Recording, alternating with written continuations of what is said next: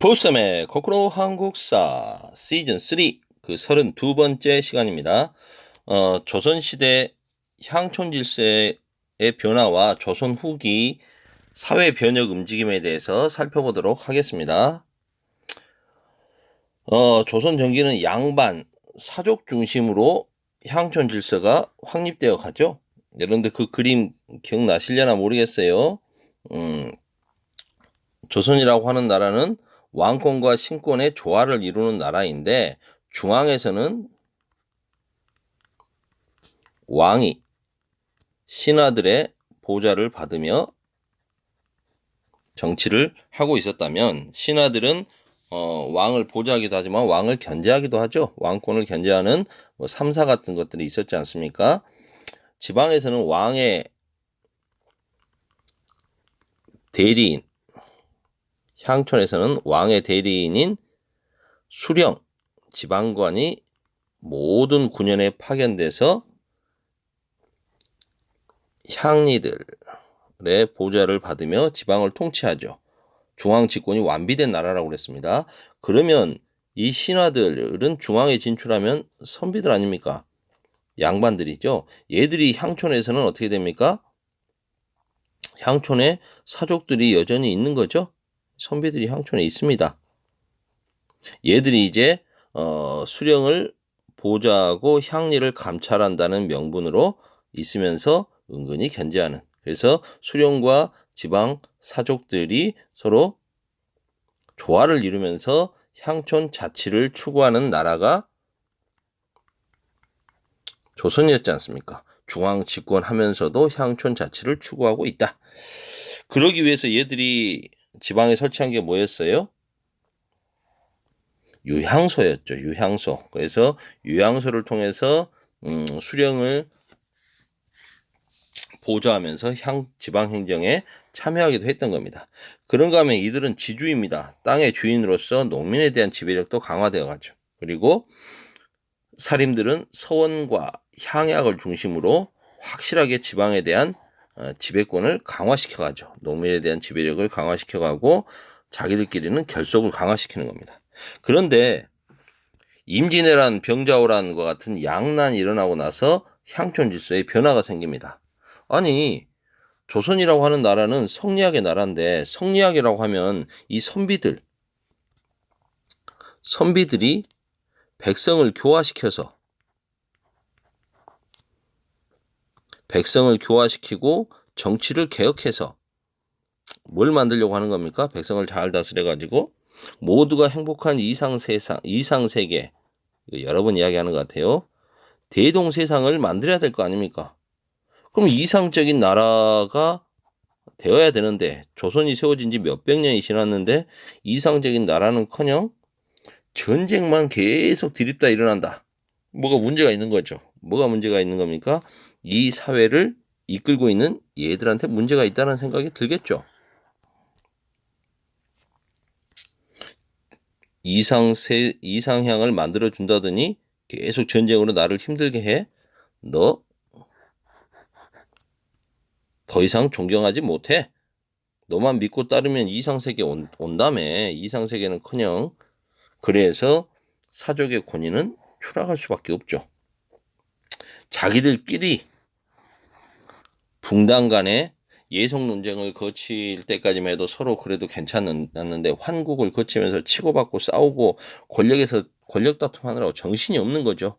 자기들 밥그릇 챙기느라고.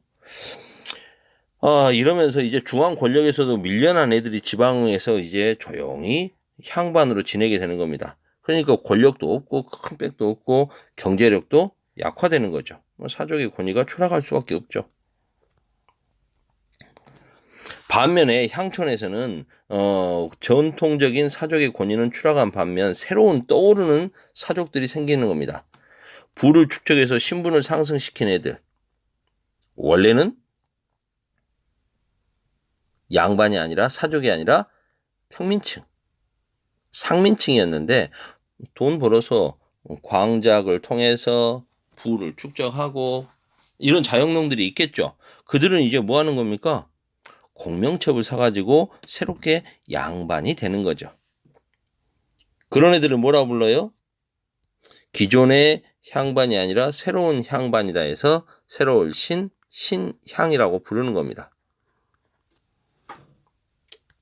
이들이 이제 기존의 사족들과 갈등을 보이면서 기존 사족들은 뭐라고 불러야 될까요? 신향의 반대말이니까 네, 구향이죠.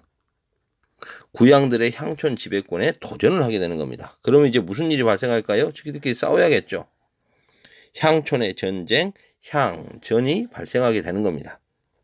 기존 사족과 새로운 사족, 신향의 향촌 지배권 다툼. 지배권을 뭘 가지고 다투는데요? 조선 전기에 유향소라는 게 있었죠? 이게 이제 조선 후기가 되면 향청 또는 향회 이런 식으로 불리게 되는데요. 여기에 책임자 자리, 좌수, 뭐 배좌수, 이좌수 하는 그런 좌수라고 하는 자리, 그 자리를 누가 차지하느냐 놓고 지금 우리가 생각해보면 뭐 아닌 것 같아도 그때 당시 이렇게 명예를 많이 강조하고 에헴 하고 싶어하는 양반들 입장에서는 관직이 이런 자리가 중요한 거죠. 나라의 자리가 아니라 지들끼리 자리일지라도. 요즘 보면 이렇게 좀 뭐라고 해야 되나요? 지방의 경제적으로든 막 이렇게 유력한 사람들 라이온스 클럽 뭐 이렇게 만들어서 자기들끼리 서로 교류하면서 거기 회장하고 이런 걸 자기들끼리에서는 최고라고 여기지 않겠습니까? 그런 것과 비슷하다라고 보시면 되겠습니다. 향회는 성격이 바뀌게 됩니다. 조선 후기에 오면. 조선 전기마에도 유양소 시절에는 지방 행정에 어느 정도 참여하고 상당히 힘이 있었죠. 그런데 이제는 자기들끼리의 전체 모임 정도 수준밖에 안 되는 거고요. 모임으로써 자신들이 향촌의 지배력을 유지하는 데 겨우 급급합니다. 영향력이 떨어졌다는 거죠. 반면에 정조 이후에는 수령에 대한 지방 간의 권한이 막강해져서 향음주례라든가 예전에 양반들이 주도하고 뭐하고 했던 이런 거 못하게 합니다. 향음주례, 향사례 이런 걸 다 지방관이 주도를 하죠. 그렇게 되면 어떻게 됩니까? 수령의 권한이 막강해집니다. 그러면 이런 향회는 양반들은 수령의 정말 자문기구로 전락해버리는 거죠. 나름대로 수령을 보좌한다라고 하면서 지방 행정에 참여하던 게 아니라 거기서 배제되고 자신들의 이름만 유지하는데 급급하고 수령이 이거 좀 뭐 하는데 돈 좀 필요한데 돈 좀 내줘야 되겠는데 라고 하면 신향들은 득달같이 네 향임직을 하나 받기 위해서 사또가 수령이 하라는 대로 돈 내고 하면서 굽신거리게 된다는 거죠. 구양들은 명예는 있대 별로 돈은 경제력은 많이 약해졌고 신양들은 명예는 별로 없대 돈은 많잖아요. 요즘 돈으로 모든 게 좌지우지되는 평가되는 자본주의 사회라고 한다면 신양은 갑자기 부자가 된 그런 케이스라고 봐야겠죠. 그런 사람들이 명예는 없으면서 럭셔리하게 보이고 외향적인 거 많이 강조하고 자리 탐내고 이런 것과 비슷한 거겠죠. 19세기 세도정치 정조가 죽고 어린 임금이 왕위에 오르죠. 순조는 자신의 아들 효명세자가 똑똑해서 걔가 뭔가 잘해줄 거라고 생각했는데 효명세자는 또 어린 아들만 남기고 죽어버리죠. 그러면서 이제 헌종이 또 어린 나이에 왕위에 오르고요. 결국은 후사가 없자 강화도에서 먼 친척벌 되는 왕족을 데리고 와서 글자도 모르고 평민처럼 살고 있었던 강화도령을 데리고 와서 왕을 삼죠. 그분이 철종 아닙니까? 순조, 헌종, 철종 이렇게 3대 60여 년간 계속해서 어리거나 무능한 왕이 연달아 왕에 오르면서 그들의 외척 가문들이 권력을 잡게 되는 거죠. 안동, 김씨, 풍양, 조씨, 다시 안동, 김씨. 이런 걸 뭐라고 합니까? 세도 정치라고 하죠. 세도 정치. 이런 세도 정치 시기에는 이런 세도 가문들이 관직을 사고 팔고 이런 거 뭐 비리가 비일비재하죠. 국가 기강이 문란해집니다. 이렇게 해서 관직을 산 애들은 지방에 내려가서 뭐 하겠어요? 탄관오리가 돼서 백성들에 대한 수탈을 더욱더 강화하겠죠. 자기가 투자한 돈이 있으니 본전 생각이 나지 않겠습니까? 농민들은 뭐 하겠습니까? 너무 힘들어져요. 전정, 군정, 환곡, 삼정이 너무 문란해지니까 결국 농민들은 저항을 하는 거죠. 처음에는 좀 살려주십시오. 이러지 말아주십시오. 상소도 올려보고 대자보라고 하죠. 벽에다 이렇게 너 이러면 안 된다. 누구를 고변한다. 뭐 이런 식으로 벽서도 써붙이는 소극적인 저항을 하다가 에이씨 이래주거나 저래주거나 마찬가지다. 결국 봉기를 일으키는 거죠. 농민 봉기하면 이 두 가지 정도는 알아줘야 될 것 같아요. 근데 여기에서 선생님이 좀 강조하고 싶은 건 이겁니다. 이거. 1811년과 1862년. 숫자를 외우라는 게 아니라 몇 년 차이가 납니까? 그렇죠. 50년의 차이가 납니다. 그러면 이 조선이라고 하는 나라는 농민들이 이렇게 한번 다양한 계층들이 참여해서 봉기를 일으켰으면 반성을 하고 뭔가 고치려고 했어야 된다는 거죠. 그런데 그런 50년의 시간을 허투루 보내면서 결국 전국적으로 농민 봉기가 일어나게 되는 참담한 결과를 맞이하게 되었다. 홍경래의 난, 몰락한 양반이었던 홍경래는 서북지방에서 과거 시험, 평안도 출신으로 과거 시험에 열심히 참여했는데 번번이 떨어집니다. 자기가 못나서 떨어졌다는 생각보다는 서북민에 대한 차별 때문에 떨어졌다라고 생각을 하게 되죠. 일면 타당하기도 합니다. 왜냐하면 세도 가문은 이제 어때요, 여러분?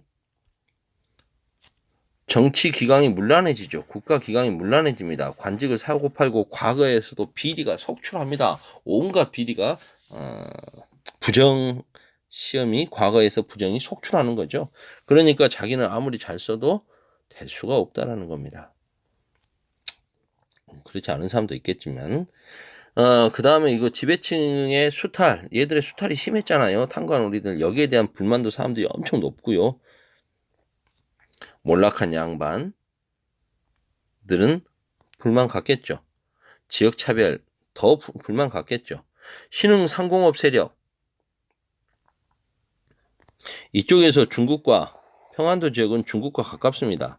중국과 거래를 하면서 조선 후기 상공업 발달이 이루어지면서 대외 무역도 활발하거든요. 이러면서 돈을 만지는 사람들도 생겼고요. 이 사람들도 사회가 좀 더 자신들이 활동하기 좋게 바뀌었으면 하는 마음이 있지 않겠습니까? 그 다음 몰락한 농민들 광산으로 기어 들어갔죠. 가난한 농민들. 특히 이쪽 지역 평안도 지역 광산이 많았거든요. 다복동이라고 돼 있죠, 여기. 이쪽에서 사람들이 이제 많이 광산 노동자들이 모여서 이 사람들은 농민들로서 몰락한 사람들이니까 불만이 많잖아요. 그런 사람들에게 이렇게 확 불을 지펴준 사람이 홍경래. 홍경래의 난이 일어나자 홍경래는 순식간에 청천강 이북의 8개 군을 점령하면서 위세를 떨칩니다. 하지만 결국 광군에 의해서 정주성에서 패하고 홍경래도 죽게 되죠. 하지만 많은 사람들이 이 과정에서 이제 많은 사람들이 홍경래를 기리는 모습을 보여주게 되고요. 이런 고칠 수 있는 시기가 있었으나 고치지 못했던 조선 정부는 개혁하지 못했던 조선 정부는 결국 1862년 임술 농민 봉기를 맞게 됩니다. 전국적으로 봉기가 확산되죠. 나라에서는 이제 부랴부랴 암행어사 보내보고 삼정을 고쳐보겠다 해서 삼정 이정청을 설치하지만 이건 미봉책에 불과했다. 농민들의 봉기는 전국적으로 활활 타오르게 된다. 오늘은 여기까지.